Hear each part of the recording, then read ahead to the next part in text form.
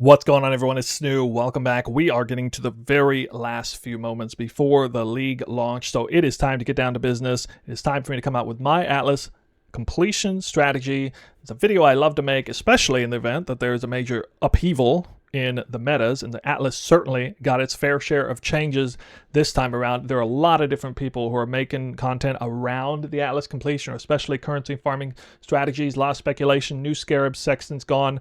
What's the strat? Well, you know, you're going to have to just take it all in and make the best decision you can. I'm going to give you my strat today, and my focus, from what I can tell, based on what I'm seeing from other people, my focus is definitely more on just getting to the end game, getting to unlock all of your Atlas ASAP. I'm really going to try very hard not to get distracted doing the league mechanic or doing anything else, even dropping Scarabs. I'm going to take the route of not dropping Scarabs. Really don't care about making currency at all along the way, because I know at the end of this rainbow sits Searing Exarch altars, which I have a pretty high amount of confidence, more than most people evidently, that it's going to be very, very lucrative, just like it usually is.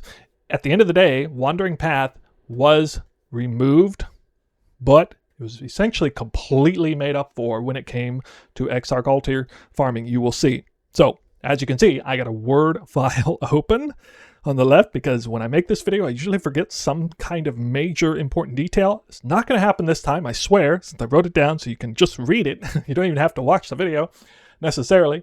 You can just snapshot my Atlas right here. This is the completed Atlas completion strat Atlas, and you can see I have 146 out of 152 points. That leaves me 6 points to spare. That means I left all of the Maven boss invitations on the table, formed, twisted, feared, all that. Not doing it in the first few days. I get to it later. Kind of too time consuming. And then this is my Atlas strategy for actually making currency at the initial league start. And go figure, we can just swap over. Apparently, this time we get a second tree for free after we complete certain core aspects of the Atlas. I don't really know exactly what that means, but I suspect it. I suspect once you unlock 2 or maybe all 4 of your Void Stones, you'll probably get an extra tree to play around with. I can't imagine that's not the case. We'll talk a little bit about this at the very end of the video. But first, we're going to get to the Atlas completion strat that I think most of you are probably here for. All right, so I'm just going to go through this right from the get-go. And I'm going to let the Word file be my guide. Let's start at the top here. 3.24 Atlas progression strategy. This is a two-pronged Atlas completion strategy that relies fairly evenly on adjacent map drops, which were very, very important in the past, as well as completing Kirac master missions. Now, this is a little different than before, because usually adjacent map drops were up here and Kirac master missions here, not quite as important. Well, now they basically met up to be on basically the same level, I think. I believe that we're going to be relying more heavily on Kirac master missions, and we're just not going to have a 100% chance to drop adjacent maps anymore due to losing Wandering Path and them not actually giving us any more points to that end. Instead, we get about a 2/3 chance to drop an adjacent map. Still pretty good. But we're not just going to be able to just zoom our way right to the end of the Atlas without, either doing some additional content on the side, like Harbingers, like June missions, like, Strongbox, or some other way to juice up the map to drop maps. We're either going to have to do that, or we're going to have to rely more on Kirac master mission. Now, I think the smarter strategy is to rely on Kirac master mission, because both adjacent map drops and Kirac master missions are tailored to allow you to complete maps you have not completed yet. If you go the route of trying to do additional content, yeah, you might make some currency on the side, but the maps that you drop there are just going to be maps you already did. Okay, you're just going to continue dropping maps you've already completed, and you'll have to rely very heavily on 3-to-1 recipe to do additional maps. Not the way I want to do it. That would be way more time consuming. I like the idea of making currency along the way, but instead, for me, I'm going to stick to my guns. I know what has worked, and I know the general trend this game always seems to take, which is faster, better, streamline it, just get to the end. That does seem to be the direction to keep pushing us time and time again. So taking it a little bit on faith, I think this is going to be the best strat. We have an order here of different things from top to bottom. My general order of priority list. Just got a little bit more to read here. As far as the Kirac master missions and adjacent map drops, neither of those are positively impacted by extra content or increased effective modifiers on maps. Like basically just ignore everything aside from those two things when it comes to dropping adjacent maps or completing the atlas. The following nodes and keystones are prioritized in order from top to bottom for the most efficient atlas completion, in my opinion. Now, red means it was essentially nerfed. Blue means it's been buffed. Purple means there's no changes, basically neutral. So the first line, the most important thing, is something that was nerfed. Wandering Path, gone. It was replaced with a new keystone called Unwavering Vision. Okay, a little bit of speculation around the value of this. A lot of people keep saying scarabs are the thing. Scarabs are where it's at. I gotta drop scarabs along the way. I don't really think that's the case. Look, I've never relied on scarabs to complete my atlas more quickly. And by the way, Searing Exarch altars also drop scarabs, in case anybody forgot. They drop a lot, actually, and especially since rusted scarabs may or may not be just as valuable as gilded scarabs. I don't know what the drop chances are. I suppose the weightings have been changed. I suppose some new additions have been put into the altar spawn pool. I suspect, even if you wanted to get most scarabs you could, probably best to just race to the end and unlock Searing Exarch and then spec out of Unwavering Vision towards the end. So I am going to be going Unwavering Vision, not with the speculated path that this takes. In my opinion, the absolute best first 11 points you could possibly take will be these points here, down to Commissioned Officer, because that is going to be a whopping 6% chance to spawn Kirac Master Mission. And these will be 2%, even though they're only listed at 1. The website's apparently not updated, and that's fine. But we do have a patch, and GGG confirmed that these are actually going to be 2 and 6, respectively. Along the way, we also take other very high priority nodes, including the adjacent map, drop chance.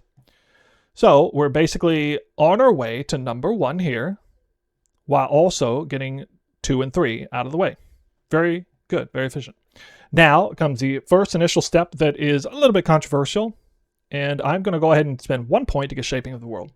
Now, this is a higher tier map drop node, but it's great for another reason, because the final boss has a chance, already has a default chance, so I suppose an improved chance to drop an additional connected map. It's very strong there. So even though I'm not necessarily prioritizing this as much as, you know, adjacent map drop, opportunity cost dictates you should just go ahead and take it. Now we're going to go left because I'm ultimately going to get Searing Exarch side. And we're just going to kind of go as fast as we possibly can from here. I believe spending 12 points in total that are somewhat wasted in respect to streamlining the Atlas completion process. But some of these have at least some value in some respect, including, you know, some of these points here. The Scarab drops, 0 value whatsoever. So keep that in mind. Is it worth spending 12 points to get 20 points for that delayed gratification? I think it is, especially early on. I mean, we're still just on early white maps at this point. So from here, we get 20 points for free, straight up. We're going to finish out the Kirac Master Mission. And if we type in Kirac Master Mission chance on boss kill, we are done. So we have now finished number 1 and number 2. What's left is adjacent map drops. So let's take a look at that. We've got adjacent map. And anything that is just 1 point away, I'm going to grab. Just going to grab these one at a time. I mean, I'm still spending some of my 20 free points at this point, right? But yeah, at some point here, we're going to run out of the free points, and we're just going to have to grab them one at a time. And there we go. That's all of them, except 4 more remaining that are at least 3 travel nodes away. I don't think I'm going to grab them right away. I think I'm going to take the opportunity cost for some nodes like this, Shaping of the Skies. Some pretty good value here for just 3 points. That one here. So again, I'm kind of skipping down because of the opportunity cost here. We got, what does this say? Tier higher. Okay, the remaining ones are right here. I may get them next, I may not. I will probably just go straight to the adjacent maps. So, you know, it doesn't matter too much which order you go here. I would think I will go ahead and, instead of just wasting 3 points on scarabs that aren't going to drop, I think I'll go ahead and get some Einar spawn chance. I don't mind the idea of doing some beasts. They can drop maps. They can make the map harder. I mean, I assume that I'll be able to handle it. Part of the reason I'll be able to handle it is because over on this side, we're getting packed with energy. And many of you know you can make Nico spawn with 100% certainty, which is something we're kind of working towards. You can see that's on the list of number 6. But adjacent map drops done. Now let's go ahead and finish out the higher tier map drop chance, and boom. I do believe the higher tier map drop chance does count for adjacent map drops. Sometimes you have adjacent map drop or adjacent map that is one tier lower, sometimes same tier, sometimes higher tier, sometimes it's two higher tiers, occasionally. And if I'm not mistaken, correct me if I'm wrong in the comments, don't hold me to it, I'm not 100% sure, but I think the adjacent map drop can be affected by increased map tier chance. All right, there we go. We're making nice progress here. Atlas scouting report chance. Yeah, we should probably get that done because that's just 1 point here, 1 point here. These are not supremely valuable nodes, but I think just acquiring a few extra Atlas reports is going to be very useful towards the end. When you get towards the very end and you just have to reset it over and over to try to finish out your unique maps and some of the corrupted red tier maps. It's really nice to have a few of these extra. Otherwise, you're going to have to buy some. You may have to buy some anyway. But at any rate, not a terrible idea at this point in the priority list to go ahead and get some more of those. You could even get these remaining two. I'll probably just leave them. Probably not going to get them.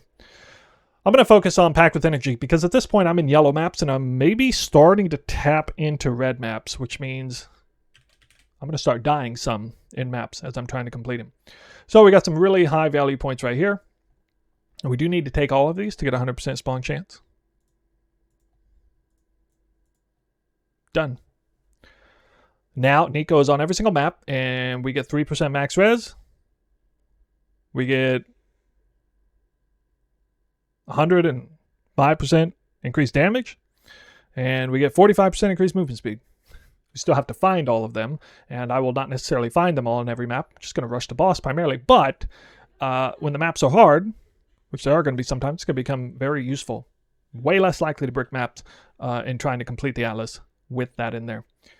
All right, so that's really cool. Now we got Exarch pack size nodes. It's again, I'm finishing out yellow maps. I'm starting to get into red maps. At this point, I will start unlocking the influences, both Eater of Worlds and Exarch. They begin, I believe, all the way down to tier 8. So it would not be a terrible idea, now that we've gotten all that other great stuff out of the way, to focus a little bit on making currency, potentially. You might get a Chaos Orb altar, maybe not. We do go ahead and take the back end of this now.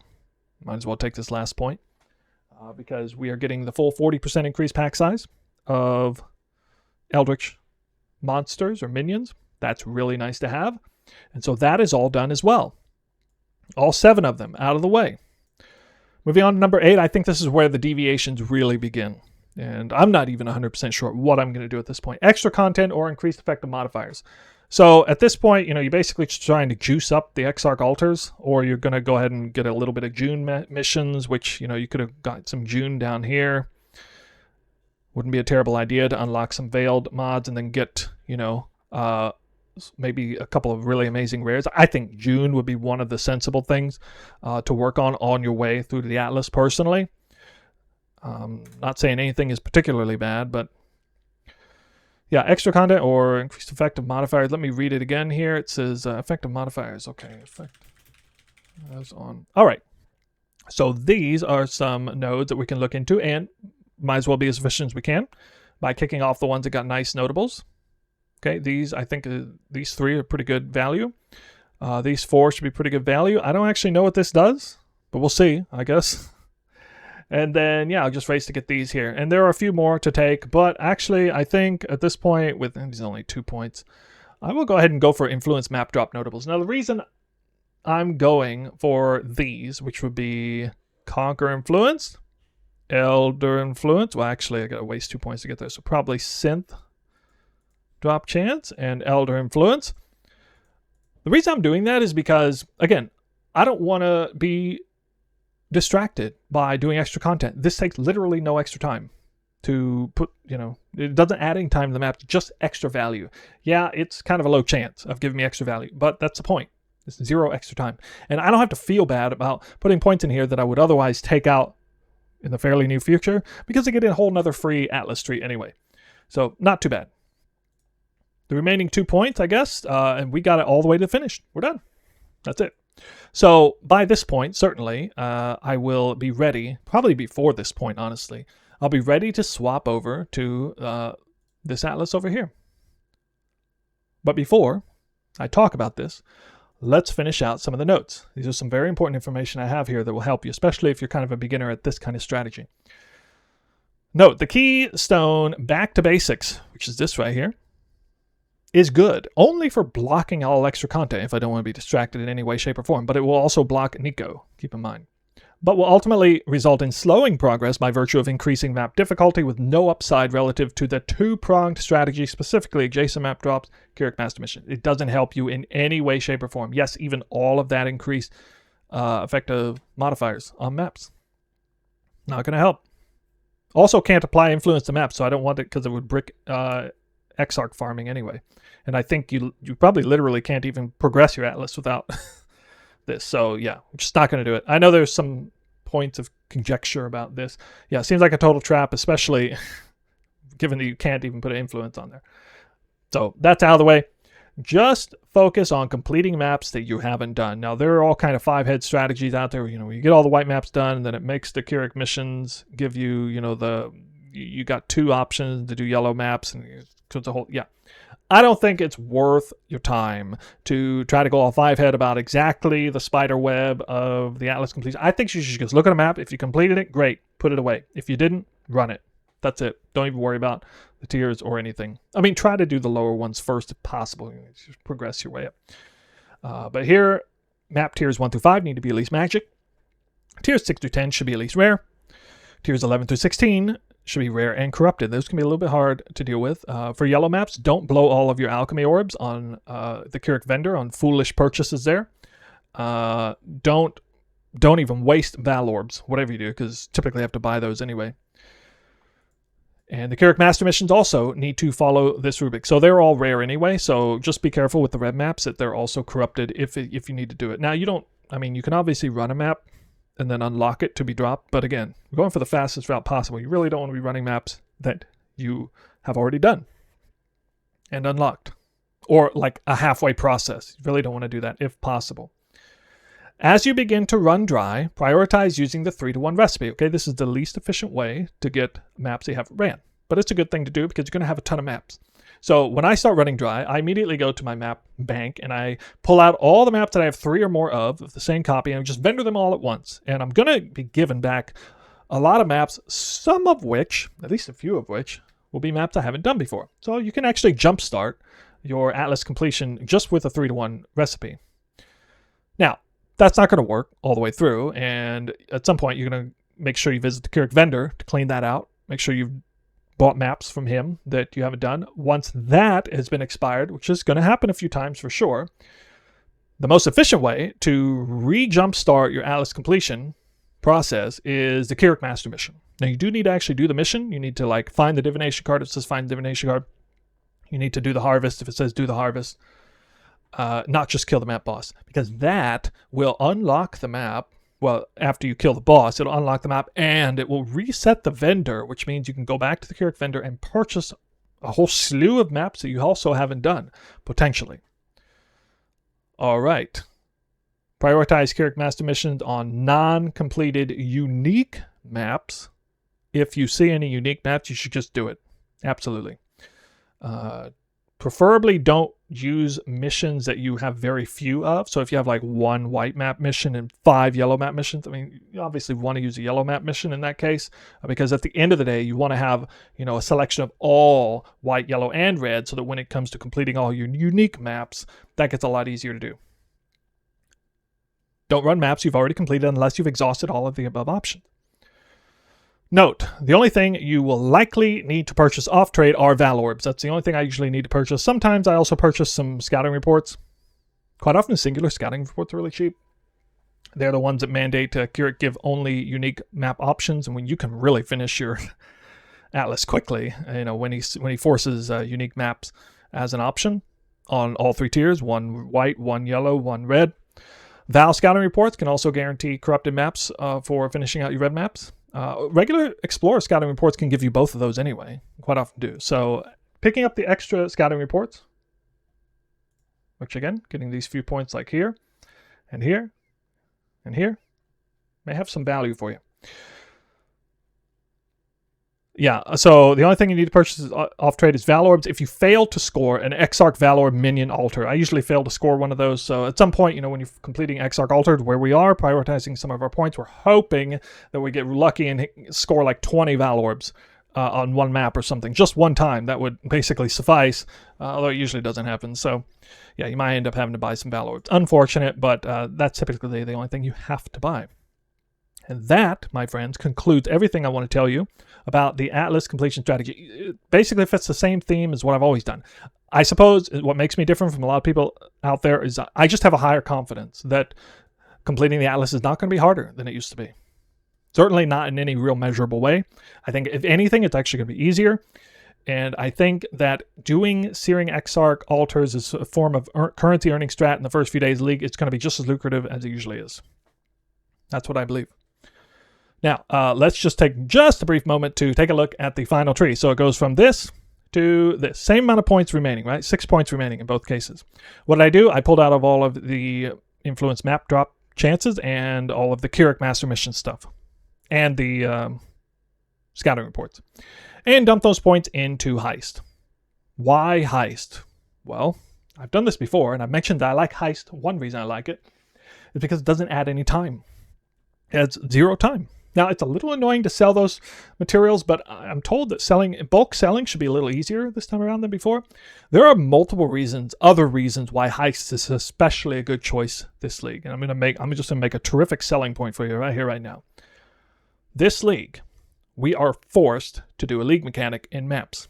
A lot of people don't like that. They're not going to want to do maps because the map's going to be harder by virtue of a mandatory league mechanic, which is something a lot of people have never even seen, myself included. Never seen that. That is going to drive a lot of people to do alternate forms of endgame, such as Heist, Sanctum, and Delve, I suppose. Those people are going to need materials to run those things. In the case of Heist, they're going to need heisting materials. Blueprints, deception contracts will be especially valuable, more valuable than usual. If there is an influx of people trying to run Heist and an influx of people leaving maps, well, what do you think that's going to do for supply and demand? Also, Heist, apparently, while I believe it will not be subject to the league mechanics downsides, the making of it harder, will actually have some upside specific to the league mechanic. I'll have some league mechanic specific drops in the Heist chests themselves. That's what I've heard through the grapevine. So that's going to be extremely interesting.